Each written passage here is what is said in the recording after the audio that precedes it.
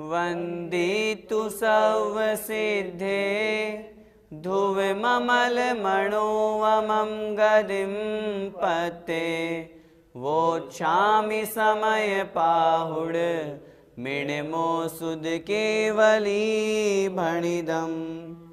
पंच परमेष्ठी भगवान की जय हो। पुण्य पापाधिकार चल रहा है। पिछली ज्ञानशाला की कक्षा में हमने समझा था आचार्य भगवान कुंद कुंद स्वामी महाराज स्पष्ट रूप से कह रहे हैं, चाहे वह सोने की बेड़ी हो चाहे लोहे की बेड़ी हो, निश्चित रूप से दोनों बांधती है। ठीक उसी प्रकार चाहे वह शुभ कर्म हो अथवा अशुभ कर्म हो, पुण्य हो चाहे पाप हो, दोनों संसार के ही कारण बनते हैं। निश्चय की दृष्टि से यह कथन बिल्कुल सही है।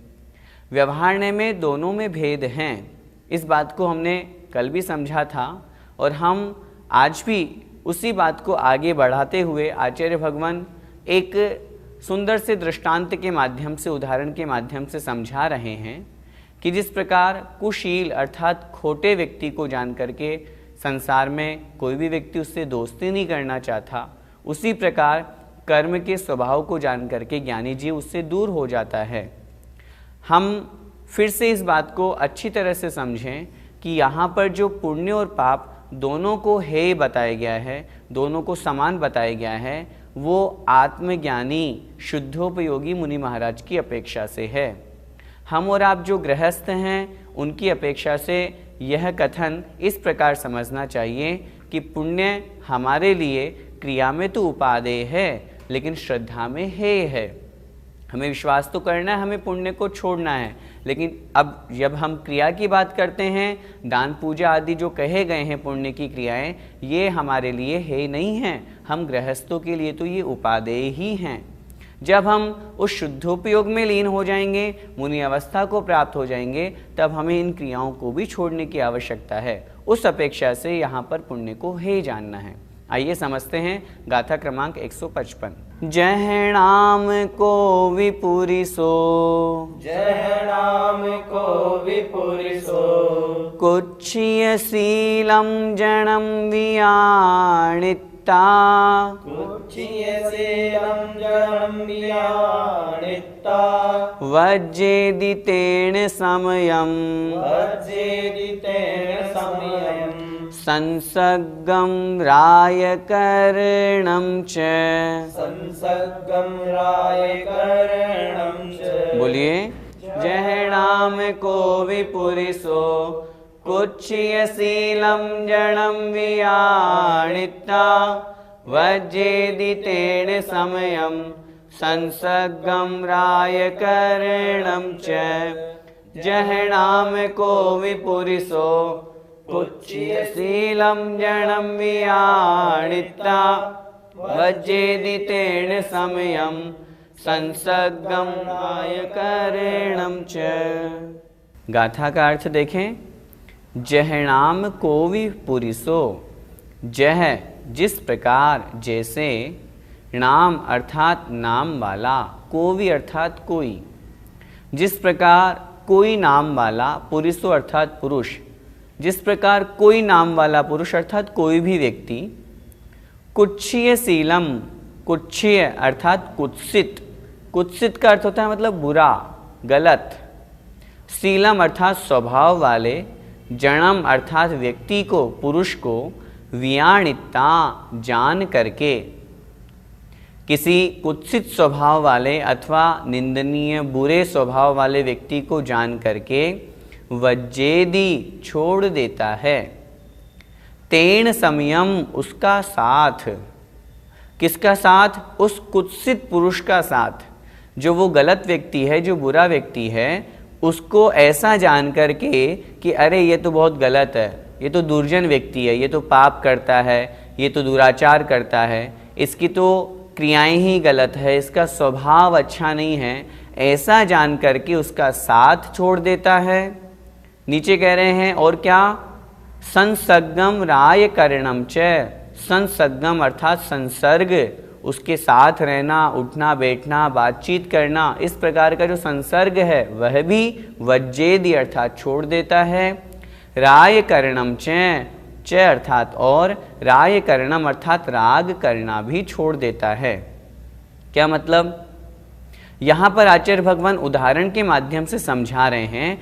जैसे संसार में देखा जाता है, कोई व्यक्ति है जो बहुत अच्छे स्वभाव वाला है, यदि उसके साथ में रहने वाला व्यक्ति अथवा कोई दूसरा अन्य व्यक्ति जब वह उसके उस कुत्सित स्वभाव को जान लेता है, वो समझ लेता है कि ये व्यक्ति तो काम का नहीं है, ये तो गलत है, ये तो पाप करता है, कषाय अधिक रखता है, इसके साथ में रहने से तो मेरे अंदर भी संसर्ग के प्रभाव से वो जो दुर्गुण है वो प्रवेश कर जाएंगे। इस कारण से वह उस दुर्जन व्यक्ति का, उस दुष्ट व्यक्ति का साथ छोड़ देता है, उसके साथ संगति करना छोड़ देता है और उससे राग करना छोड़ देता है। संसार में ऐसा देखा ही जाता है। आचार्य महाराज दो गाथाएं एक साथ दे रहे हैं, जिसमें यह दृष्टांत के माध्यम से, उदाहरण से हमको समझा रहे हैं। अगली गाथा में दृष्टांत अर्थात सिद्धांत समझाएंगे। उसी प्रकार कर्म प्रकृति के स्वभाव को जान करके ज्ञानी जन उनको छोड़ देते हैं। ये हम अगली गाथा में समझेंगे। आइए एक बार फिर से गाथा का अर्थ देखें। जिस प्रकार जहनाम अर्थात जिस प्रकार कोविनाम कोई नाम वाला, पुरुषो अर्थात पुरुष, कुच्छीयशीलम जान वियाणित्ता अर्थ जन्म वियाणित्ता, कुत्सित स्वभाव वाले, बुरे स्वभाव वाले, निंदनीय व्यवहार वाले उस व्यक्ति को जान करके उसका साथ, तेन समयम अर्थात उसका साथ, संसर्गम उसकी संगति, उसका संसर्ग, बैठना उठना बातचीत करना, और राय करणम और राग करना, उससे प्रेम करना, प्रीति करना, ये सब वज्जदी छोड़ देता है। भावार्थ देखें। जैसे कोई पुरुष कुत्सित स्वभाव वाले पुरुष को जानकर उसके साथ संसर्ग और राग करना छोड़ देता है। भैया जी, यहाँ पर 3 विशेषण क्यों दिए हैं? गाथा में 3 शब्दों का आचार्य महाराज ने प्रयोग किया है। समयम, संसर्गम, राय करणम च। तीनों जो शब्द हैं वो अलग अलग अर्थ के वाची हैं। मन वचन काय तीनों के त्याग की अपेक्षा से आचार्य भगवान यहाँ पर 3 शब्द दे रहे हैं। संयम अर्थात संगति, साथ। जब हम संसर्ग की बात करेंगे वहाँ संगति, और जब राय करणम की बात करेंगे तो राग करना अर्थात मानसिक रूप से राग करना, तो मन की अपेक्षा से। संसर्ग अर्थात संसर्ग करना, उठना बैठना, तो काय की अपेक्षा से। और संयम अर्थात उसका साथ, उसकी मानसिक सहमति, उसका भी वह जीव त्याग कर देता है। कहने का तात्पर्य यहाँ पर आचार्य भगवान कह रहे हैं कि जिस प्रकार कोई अच्छा पुरुष है, वो किसी गलत व्यक्ति को उसने जाना, समझा कि ये तो गलत है, ये तो गलत काम करने वाला है, पापी है, दुराचारी है, ऐसा जान करके वह मन से, वचन से और काय से, तीनों से उसका साथ छोड़ देता है। मन में भी उसके प्रति कोई प्रेम भाव नहीं, कोई स्नेह भाव नहीं रहता, वचन से भी वो उससे कोई ताल्लुक नहीं रखता, कोई भाव नहीं रखता कि मुझे अपनी मित्रता के साथ में उससे अच्छा। दूसरी बात, बोलना भी उसके साथ में पसंद नहीं करता, अर्थात बोलना भी छोड़ देता है, वचनों से भी छोड़ देता है। और काय अर्थात शरीर के साथ में जो संबंध अर्थात उठना बैठना, साथ में चलना, व्यवहार करना, वह भी वह छोड़ देता है। कहने का तात्पर्य मन, वचन और काय तीनों से छोड़ देना है, इसलिए यहाँ पर 3 विशेषण दिए गए। भैया जी, पुण्य के संबंध में हमें क्या करना चाहिए? आपने प्रश्न हमें अर्थात अपने लिए पूछा है, हमारे लिए पूछा है। जो हम जैसे गृहस्थी लोग हैं, हमें पुण्य के संबंध में क्या करना चाहिए, क्या समझना चाहिए? 3 चीज़ें समझें। पुण्य क्या है? श्रद्धा की अपेक्षा से पुण्य है, छोड़ने योग्य है। विश्वास मन में यही रखना है, हमें एक न एक दिन पुण्य को छोड़ना है। क्यों? पुण्य के निमित्त से भी तो हम संसार में ही परिभ्रमण कर रहे हैं। पुण्य के उदय से हमें सुख सामग्री मिलती है, इंद्र का पद मिलता है, ये भी सब संसार ही है। इसलिए श्रद्धा में तो पुण्य है हो। ज्ञान की बात करें तो ज्ञान की अपेक्षा से पुण्य ज्ञेय है, अर्थात जानने योग्य है। क्योंकि संसार में चाहे अच्छी वस्तु हो चाहे बुरी वस्तु हो, जानना सभी को है। ऐसा नहीं है कि पाप को नहीं जानना, पाप को भी जानना है। आचार्यों ने लिखा है, बिन जाने ते दोष गुणन को कैसे तजिए गई है। दौलत राम जी ने लिखा ही है छेड़ाला में, जब तक हम बुरे कार्य को, गलत कार्य को जानेंगे नहीं तो कैसे छोड़ेंगे, अच्छे कार्य को जानेंगे नहीं तो ग्रहण कैसे करेंगे। इसलिए ज्ञान की अपेक्षा से पुण्य ज्ञेय है। जब हम क्रिया की अपेक्षा से बात करेंगे तो पुण्य हमारे लिए उपादेय है। अच्छी तरह से समझना, मैं फिर निवेदन कर रहा हूं अंतिम पंक्ति, ज्ञान की अपेक्षा से ज्ञेय है, श्रद्धा की अपेक्षा से हे है, लेकिन क्रिया की अपेक्षा से पुण्य उपादेय ही है। अभी हम जिस अवस्था में हैं, यदि हम पुण्य नहीं करेंगे तो फिर बताइए क्या करेंगे। हमारे पास में दो ही ऑप्शन है, पुण्य अथवा पाप। यदि हम पाप से बचेंगे तो पुण्य को प्राप्त करना ही पड़ेगा। यदि हम अशुभ क्रियाओं से हटेंगे तो शुभ क्रियाएं हमें करनी ही पड़ेंगी। और मैं तो कहता हूँ, आचार्य ने स्पष्ट सब जगह लिखा है, हम अशुभोपयोग से बचें, शुभोपयोग को प्राप्त हों। शुभोपयोग को प्राप्त करके हमारा लक्ष्य है शुद्धोपयोग। और मैं कह रहा हूँ, शुद्धोपयोग भी छूट जाता है जब केवल ज्ञान प्राप्त हो जाता है। तो उपयोग तो छोड़ने ही पड़ेंगे, लेकिन जब हम शुद्धोपयोग को प्राप्त हो जाएं, तब हमारे लिए शुभ और अशुभ दोनों उपयोग हैं। पुण्य और पाप दोनों निंदनीय हैं, दोनों बेड़ियां हैं, दोनों संसार में भटकाने वाली है, वो शुद्धोपयोगी मुनि महाराज की अपेक्षा से। हमारी अपेक्षा से आप बात करेंगे तो हमारे लिए पाप पूर्ण रूप से हेय ही हैं, पुण्य हमारे लिए उपादेय है। हम दान करें, पूजा करें, स्वाध्याय करें, स्तुति करें, मुनि महाराजों को आहार दें, 28 मूलगुणधारी मुनि महाराज को हम नमोस्तु करें, वंदना करें। जो सच्चे मुनि महाराज हैं, सच्चे देव, सच्चे शास्त्र, सच्चे गुरु, उनकी भक्ति करें, स्तुति करें। श्रावक के जो 6 आवश्यक कर्तव्य बताए गए हैं, उन कर्तव्यों का पालन करें। देव पूजा, गुरुपास्ति, स्वाध्याय, संयम, तपः, दानम चेति गृहस्थानाम, षट्कर्माणि दिने दिने।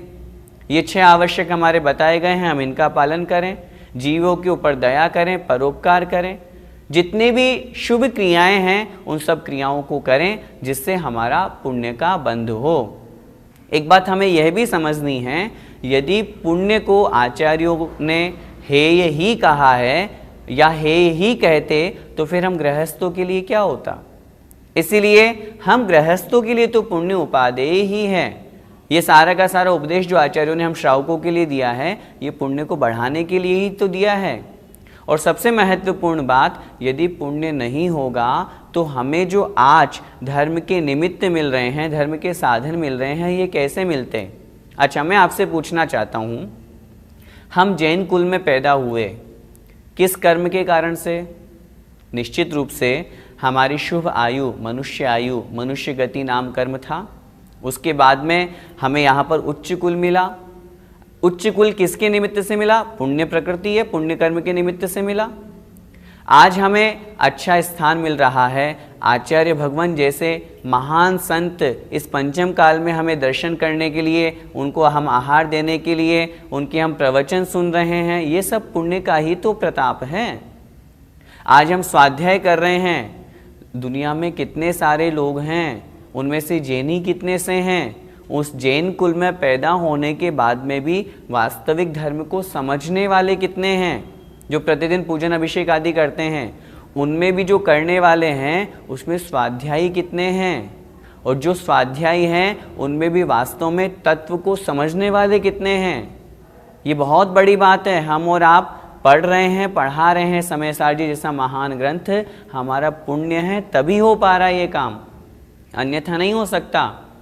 वज्रशम नारा सहनन मिलना, पुरुष पर्याय मिलना, 6वां 7वां गुणस्थान मिलना, त्रस पर्याय, ये सारे के सारे जितने भी मोक्ष जाने के लिए निमित्त हैं, अनिवार्यता जो बताई गई है, वो सब पुण्य के प्रभाव से ही मिलती है। इसलिए पुण्य कभी भी है ही नहीं है हमारी अपेक्षा से। पुण्य कथनचित हेय है, कथनचित उपादेय है। हेय किस अपेक्षा से? उन शुद्धोपयोगी मुनि महाराज की अपेक्षा से। हम और आपकी अपेक्षा से हमारे लिए पुण्य उपादेय है। पद्यानुवाद देखें। संरक्षणार्थ निज को लख तस्करों को, जैसा यहाँ मनुज सज्जन दुर्जनों को, संसर्ग राग उनका झट छोड़ देता, देता न साथ उनसे मुख मोड़ लेता। इस पद्यानुवाद में एक शब्द थोड़ा सा मिसप्रिंट है, ठीक कर लीजिए सभी लोग। संरक्षणार्थ, आप लोगों की पुस्तक में संरक्षणार्ण दे दिया, उसको ठीक कर लें, संरक्षणार्थ।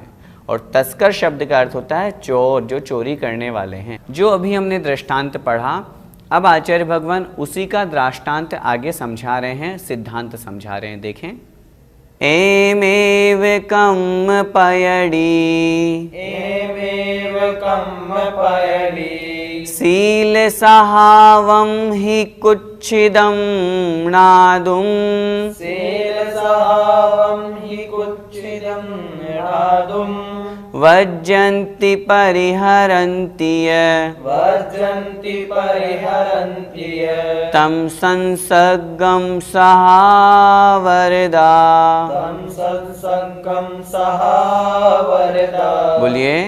एमेव कम पयड़ी, सील सहावम हि कुच्छिदं नादुम, वज्जन्ति परिहरन्ति तं संसर्गं सहावरदा। एमेव कम पयड़ी, सील सहावम हि कुच्छिदं नादुम, वज्जन्ति परिहरन्ति तं संसर्गं सहावरदा। अर्थ देखें। एमेव कम पयड़ी, एमेव इसी प्रकार, किस प्रकार? जैसे पिछली गाथा में हमने पढ़ा था कि सामान्य पुरुष, कोई नाम वाला पुरुष किसी कुत्सित पुरुष को ऐसा जान करके कि यह तो बुरा है, निंदनीय है, तो वो उसका साथ मन से, वचन से, काय से छोड़ देता है।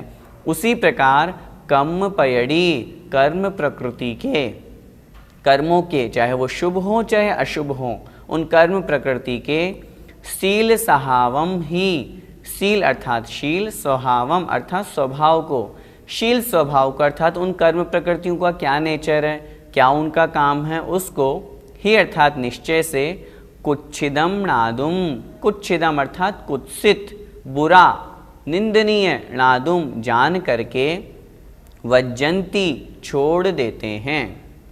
उसी प्रकार जो ज्ञानी महापुरुष होते हैं, आत्मलीन जो साधु महाराज होते हैं, वे उन कर्म प्रकृतियों के उस कुत्सित स्वभाव को जान करके उन्हें छोड़ देते हैं। परिहरंती है यह अर्थात, और परिहरंती उनसे दूर हो जाते हैं, अर्थात उनसे राग को भी छोड़ देते हैं। तन संसर्गम, तम अर्थात उनसे, संसर्गम अर्थात संसर्ग को, वज्जंती अर्थात छोड़ देते हैं। कौन छोड़ देते हैं? सहावरदा, सहावरदा जो अपने स्वभाव में रत है, जो अपने आत्म स्वभाव में लीन है, ऐसे वे शुद्धोपयोगी परम समाधि में लीन जो मुनि महाराज हैं, वे उन कर्म प्रकृतियों के प्रति राग करना, उनको बंद करना, उनसे संसर्ग करना छोड़ देते हैं। एक बार फिर से गाथा का अर्थ देखें अन्वय के साथ में।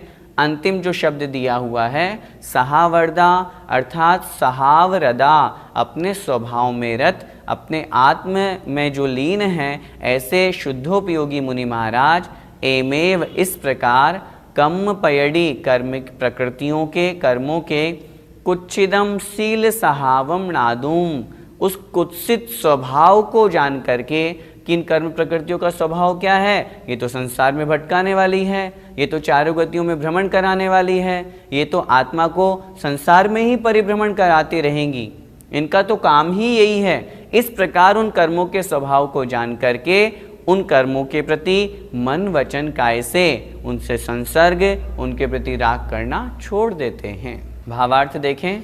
इसी प्रकार स्वभाव में रत ज्ञानी जीव कर्म प्रकृति के शील स्वभाव को कुत्सित जानकर निश्चय ही उसके साथ संसर्ग छोड़ देते हैं और राग को छोड़ देते हैं, अर्थात मन से, वचन से और काय से, तीनों से उनका त्याग कर देते हैं। भैया जी, यहाँ पर पुण्य कार्य को भी क्यों छोड़ने के लिए कहा है? हम जो महान ग्रंथ पढ़ रहे हैं समय सार जी, यह ग्रंथ अध्यात्म दृष्टि से लिखा गया है।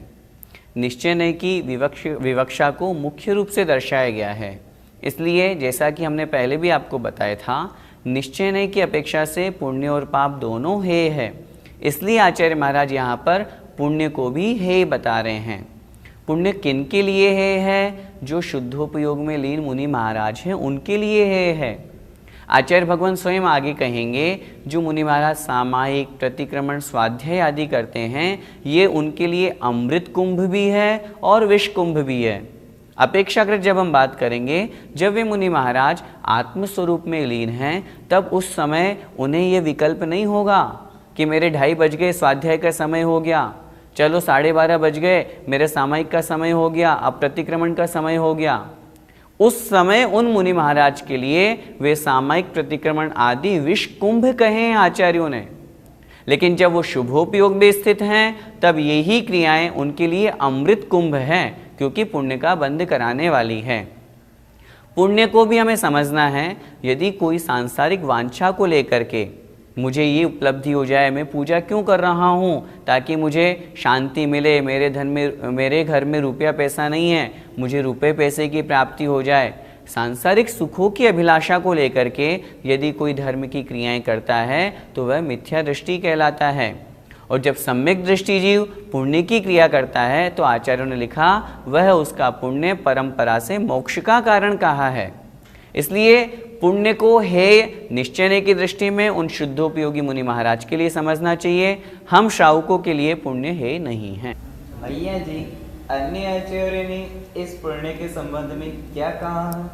आचार्य भगवान वीरसेन स्वामी महाराज, जो कलिकाल सर्वज्ञ थे, धवलाकार, उन्होंने स्पष्ट लिखा, दानम पूया मुखम सावय धम्मम न सावयम तेण विना।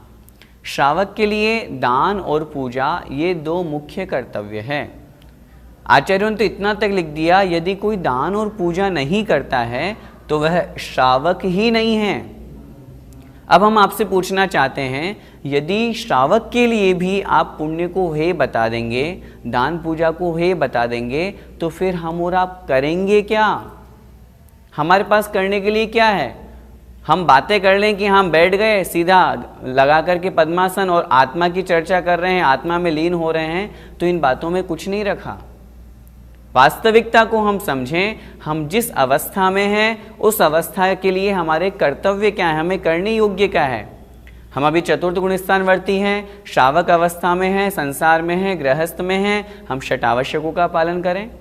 और मैं तो स्पष्ट कह रहा हूँ, आचार्य भगवान स्वयं लिख रहे हैं, यदि यह कोई व्यक्ति दान और पूजा नहीं करता तो वो श्रावक ही नहीं है, वो श्रावक कहलाने की योग्य ही नहीं है। अब दान और पूजा क्या मोक्ष का कारण है? सम्यक दृष्टि जीव के लिए ये नियम से, परंपरा से मोक्ष का कारण है।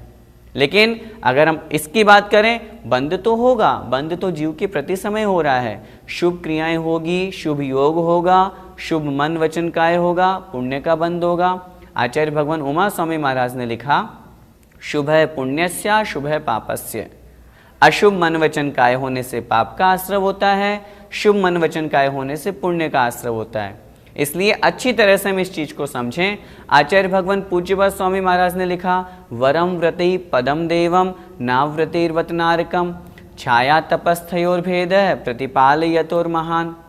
व्रतों को धारण करना श्रेष्ठ है, किस अपेक्षा से? अव्रतों की अपेक्षा से, पाप की अपेक्षा से। धूप और छाया का जो उन्होंने उदाहरण दिया, हम अच्छी तरह से समझें। कहीं पर भी किन्हीं भी आचार्यों ने व्यवहार की दृष्टि से हम गृहस्थों के लिए पुण्य को हे ही नहीं कहा है। मैं फिर कह रहा हूँ, शुद्धोपयोगी मुनि महाराज की अपेक्षा से पुण्य हे है, हम और आपकी अपेक्षा से पुण्य उपादेय ही हैं। हमें दान और पूजा प्रतिदिन करना, षट आवश्यकों का पालन प्रतिदिन करना, जितना बन सके उतना व्रतों का पालन करना ही करना है। अगर हम नहीं करेंगे तो फिर हम करेंगे क्या? 2 ही तो काम है। ये नहीं करेंगे तो हमारा मन अशुभ उपयोग में जाएगा, हम पाप की क्रियाएं करेंगे जो नरक तिर्यंच गति रूप हमारे परिणमन कराएगी, हमको वहाँ भटकाएगी। इसलिए हम अपनी आत्मा का कल्याण करना चाहते हैं, अपनी धारणा को ठीक करें, पाप को छोड़ें, पुण्य को ग्रहण करें, पुण्य की क्रियाएं करें, लक्ष्य बनाएं, हमें भी मुनि बनना है और शुद्धोपयोग को प्राप्त करके और एक दिन केवल ज्ञान को प्राप्त करना है। इस प्रकार का हम विचार करें। भैया जी, यहाँ सहावर्दा क्यों लिखा है? आपने बहुत अच्छा प्रश्न किया। सहावर्दा इस गाथा का अंतिम शब्द है जो स्वभाव में रत है। ये जो कथन हमने किया कि जो मुनि महाराज या जो जिस प्रकार वह पुरुष उस कुत्सित व्यक्ति को जानकर के उसका मन वचन काया से साथ छोड़ देता है, उसी प्रकार जो स्वभाव में रत है, जो ज्ञानी है, यहाँ ज्ञानी भी आत्मज्ञान की अपेक्षा से ज्ञानी जीव को ज्ञानी कहा है, उनके अलावा शेष जीवों को अज्ञानी कहा है। तो स्वभाव में रत जो मुनि महाराज हैं, शुद्धोपयोगी जो मुनि महाराज हैं, उनकी अपेक्षा से पाप और पुण्य दोनों है। इसलिए यहाँ पर आचार्य महाराज ने सहावर्दा शब्द का प्रयोग किया। आइए आचार्य श्री का पद्यानुवाद देखते हैं। वे साहि दुख सुख दो अशुभो शुभों को, कर्मो असार जड़ पुद्गल के फलों को, शुद्धात्म में निरत साधु विसारते हैं, सानंद वे समय सार निहारते हैं। जय जिनेन्द्र।